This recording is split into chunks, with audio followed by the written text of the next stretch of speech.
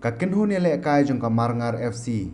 Kalala banjam sendon cedu ke final jong ke lumpung ni lekai football tournament kur bala peniai ka Mawsyrpat Youth Sport Club hapo kesnong Mawsyrpat ka baha papo Mawsyrpat Block. Ka jingla jong ka Marngar FC ban poi cedu ke final jong ke lumpung. Ka dei hadin makalala ban penlim no ka kinhu ni lekai jong ka yau pni obi dalai ko lanot ha ka jingi kon semi final.